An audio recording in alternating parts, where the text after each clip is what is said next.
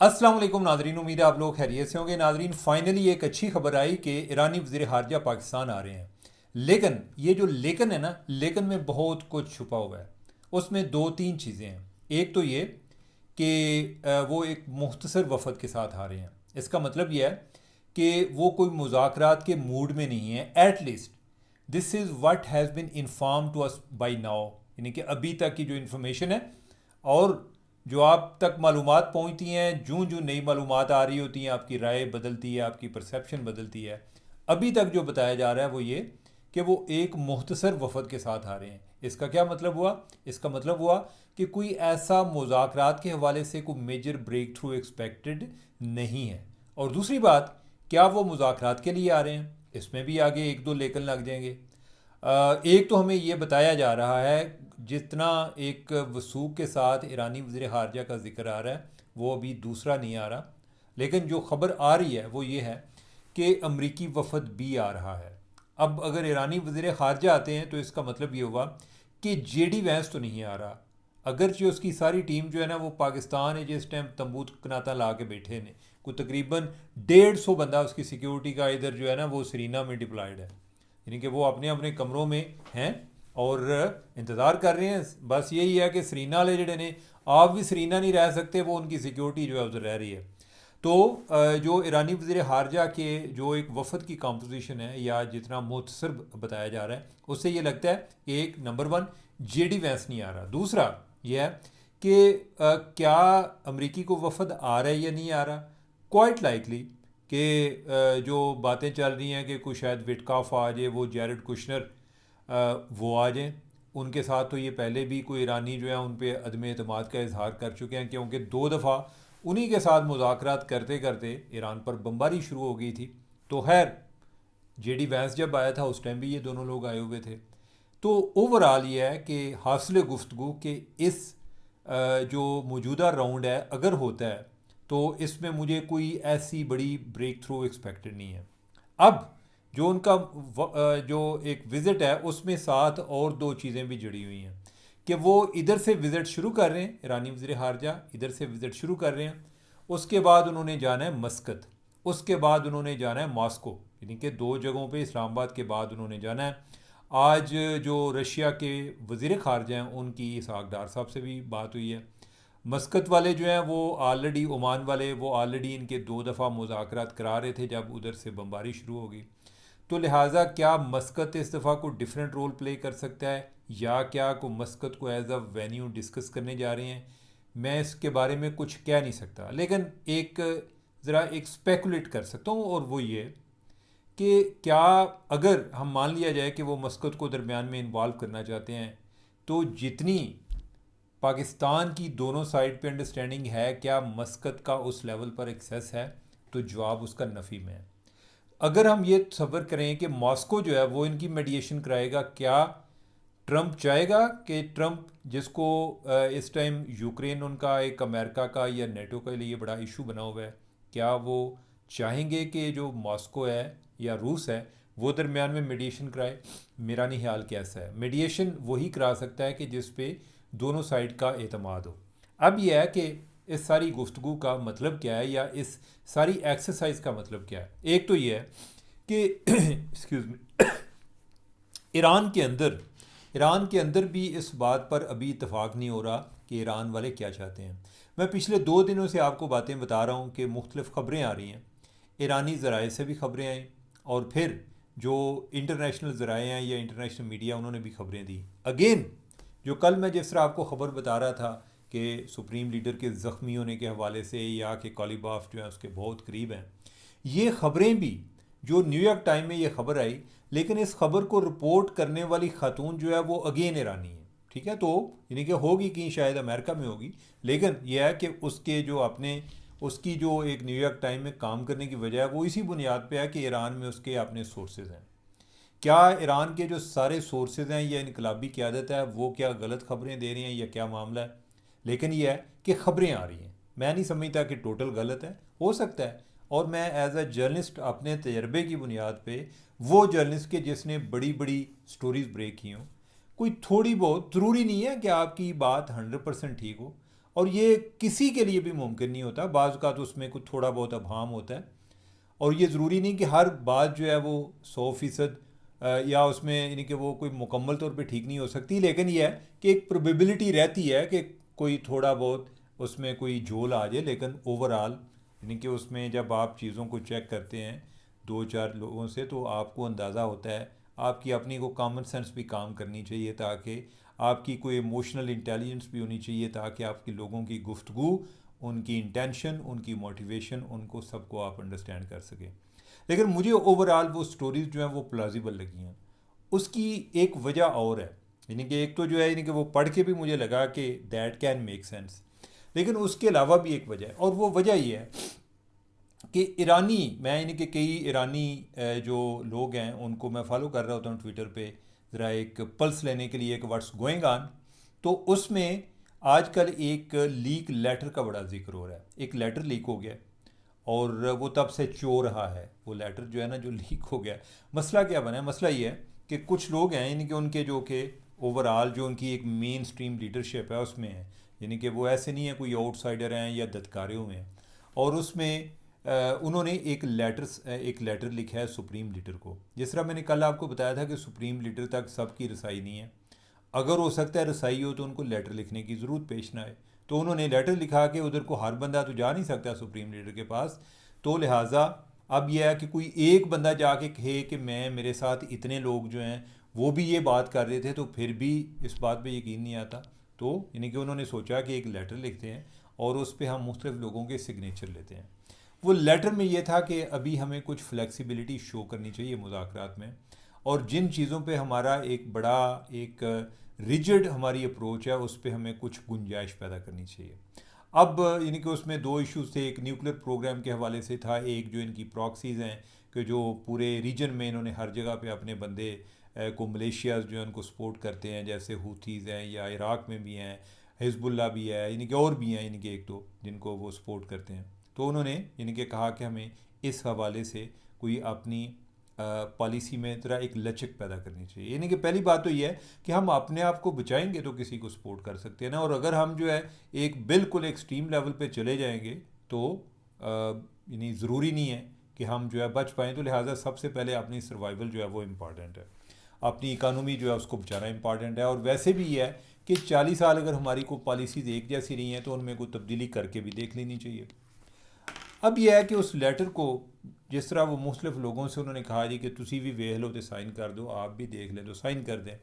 उसमें कुछ लोगों ने कहा कि मैं तो नहीं जी साइन करता। अच्छा, जिन्होंने साइन नहीं किए चलें, इस हद तक तो बात ठीक है कि उनका राइट है, लेकिन उन्होंने कोई दूसरों को जो है ना यानी कि ये है ए लेटर जी दे देते मैं साइन नहीं किए। अच्छा, उन्होंने कहा अच्छा ए लेटर है, चलो इस लैटर ਨੂੰ लीक कर देने यानी कि पता नहीं किन्ने, नहीं सानू किमें पता है कि किन्ने किया, ताकि जो है ना एक बात फैल जाए और ये लोग जो है ना जो इस तरह की बातें करने वाले हैं कि हमें फ्लेक्सिबिलिटी शो करनी चाहिए, एक गंदे हों।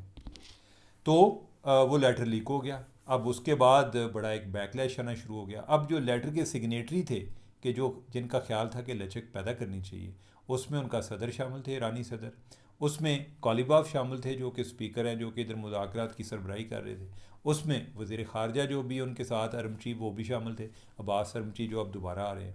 उस पर लोगों ने उन्होंने जनाब उन्होंने क्या दिन माँ भैन करना शुरू कर दी थी। तो उसके बाद जो है ना ट्रंप ने भी इस मौके का फ़ायदा उठाया, वो ऑलरेडी इसी आड़ में बैठा होता है। उसने कहा जी कि इनके दरमियान इख्तलाफात जो है ना they are just fighting like cats and dogs. अब इसके बाद जो ईरानी क़यादत है वो बड़ी डिफेंसिव हुई और उन्होंने कुछ ट्वीट भी किए। ईरानी सदर ने भी ट्वीट किया कि हमारे दरमियान कोई इख्तलाफ नहीं है, इधर कोई हार्ड लाइनर और सॉफ्ट लाइनर नहीं है, सब ईरानी हैं, और हम जो है यानी कि हम एक यूनिटी का मैसेज दिया ओवरऑल। इसी तरह का कोई मैसेज जो है, कोई ट्वीट जो है वो उनके स्पीकर की तरफ से आया, कोई इसी तरह का कोई वज़ीर ख़ारजा की तरफ से आया। अब यह है कि ये साबित क्या करता है, ये साबित वही करता है कि ऑब्वियसली मैं पहले भी आपसे बात करता हूँ कि ये हर झगड़े में जो एक्सट्रीम पोजीशन लेने वाले भी होते हैं और रिफॉर्मिस्ट भी होते हैं, जिनका ख्याल ये होता है कि यार ये डील आज ले लें, अगर आज ना मिली तो फिर हम इंतज़ार करते हुए अगर 25 साल बाद भी यही डील करेंगे तो क्या फ़ायदा होगा, ठीक है। लेकिन जो दूसरे होते हैं वो हवा के घोड़ों पर सवार होते हैं, और चूंकि सोचने वाले कम लोग होते हैं और जो ना सोचने वाले होते हैं वो सारे फिर होते भी अक्सरियत में और एक साइड पे इकट्ठे भी हो जाते हैं। तो ये वाली हर्डल जो है जो कि इंटरनली चल रही हैं, उस वजह से आगे मुज़ाकरात ताहिर का शिकार भी हो रहे थे। अब एक और डेवलपमेंट हुई, और वो डेवलपमेंट ये है कि सदर ट्रंप एक ट्वीट करता है और फिर वो उस ट्वीट को डिलीट कर देता है। ये कोई बड़ा रेयर हुआ है, मेरे ख्याल कुछ शायद कोई 2-3 दफ़ा हुआ होगा उसके पूरा इनके जो जब से वो प्रेसिडेंट बना है कि हमने सुना है कि वो या पढ़ा है या देखा है कि उसने ट्वीट डिलीट किया हो। और वो ट्वीट में जिक्र कर रहा था कि मैं आर्मीनियन प्राइम मिनिस्टर से मुलाकात हुई है और बड़ी उसकी तारीफ़ की, पूरा चुकचका की था उसने। और फिर उसने कहा जी कि उन्होंने कहा है कि हमारे जो एयर बेसिस है आप इस्तेमाल कर सकते हैं। अब एयर बेसिस इस्तेमाल करने का क्या मतलब है कि हमने ईरान पर हमलों के लिए हमें एयर बेसिस चाहिए। अब आर्मीनिया है कौन? आर्मीनिया वो मुल्क है कि जिसकी यानी कि जो कि नॉन मुस्लिम है, लेकिन ईरान का आज़रबाईजान और आर्मीनिया की आपस में लड़ाई है। तो जब उनकी लड़ाई थी तो आज़रबाईजान के जो लोग हैं आमतौर पे कहते हैं जी ईरान वाले शियों को ज़्यादा सपोर्ट करते हैं, आज़री जो हैं वो ज़्यादा शिया हैं, लेकिन इन्होंने आज़रबाईजान की बजाय इन्होंने आर्मीनिया का साथ दिया। अब यह है कि ईरान के अपने खदशात हो सकते हैं, उनका ये भी पॉइंट है कि आज़रबाईजान वाले जो हैं इनके इसराइल के साथ ताल्लुकात हैं, और जिसके इसराइल के साथ ताल्लुकात हों ईरान वाले जो हैं उनको शक की नज़र से देखते हैं। और फिर इनका आपस में भी कोई इंटरनली भी है, क्योंकि एक आज़री फैमिली जो है, आज़री पॉपुलेशन जो है वो ईरान के अंदर भी है। और बाय द वे जो इनका सदर है, मौजूदा ईरानी सदर जो हैं, वो भी आज़री हैं, आज़री ईरानियन है। तो खैर ये है कि ये जो चीज़ है ना, इससे ईरान वालों के भी रोंगटे खड़े हो गए कि आर्मीनिया ब्रूटस यू आप भी जो है उनके साथ मिल गए हो। लेकिन ट्रंप ने कुछ देर बाद डिलीट कर दिया। अब मुझे ट्रंप के मजाज को जानते हुए मैं ये नहीं समझता कि उसने ये ट्वीट गढ़ा होगा, लेकिन ये है कि उदा किसी जाके तरला किया होना है कि खुदारा कुछ साडा पर्दा रहन दे, जे तुसा इन्हें कि आना है या नहीं आना, सानू पहले के लिए ईरान वाले अटैक ना करना शुरू कर दें। अब यह है कि ये जो अरमची उधर रूस भी जा रहे हैं, ये उस लिहाज से भी आर्मीनिया के लिहाज से भी बड़ा इंपॉर्टेंट हो सकता है। बाकी मैं नहीं समझता कि रूस जो है वो मेडिएशन करा सकता है। बाकी मुझे इस बात पर भी यकीन नहीं है कि जो ओमान वाले हैं वो मेडिएशन करा सकते हैं। नहीं, मेडिएशन का जैसे मैंने जिक्र किया कि उसमें ऐसी फरीक, ऐसा शख्स या ऐसा मुल्क होना ज़रूरी है कि जिस पर दोनों साइड एतमाद करें। पाकिस्तान से ज़्यादा इस टाइम किसी की रसाई नहीं है, ना ओमान की है ना रूस की है ट्रंप के साथ। और जो पासदारानी इनकलाब हैं, जो कि फ़ैसला करने वाले हैं, जो फ़ैसला साज हैं, उन तक रसाई जो है वो जिस मीडिएटर की होगी वही चीज़ें चलेंगी। लेकिन यह है कि अभी तक चीज़ें जो है ना वो बड़ी एक फॉगी सी सिचुएशन है। आगे क्या बनता है मुझे नहीं आइडिया, लेकिन यह है कि this visit looks like a kind of face saving, के जैसे यानी कि असी इन्नी देर दे जनाब अपने राह बंद करके बैठे हैं, साढ़े तो बंदे चुके जा रहे हैं। अगले दिन जो है एक बंदे ने कहा जी कि वो तरनोल फाटक, उसने कहा जी कि तरनोल फाटक भी आप नाए हुरमत से कम नहीं है, अगर बंद कर दिया जाए तो हमारे सारे मसले हल हो जाएंगे। वो कोई उधर से वो गाड़ी गुजरती है, पेशावर जाती है, उधर जो है लोग तंग आए होते हैं, उसने उधर आगे को वीडियो बना दी, उसको उस पर पुलिस वालों ने पर्चा कर दिया। और पर्चा किस चीज़ का किया है जी कि दफ़ा 144 की खिलाफ वर्जी की है। अब पता नहीं कौन सी उसने खिलाफ वर्जी की है।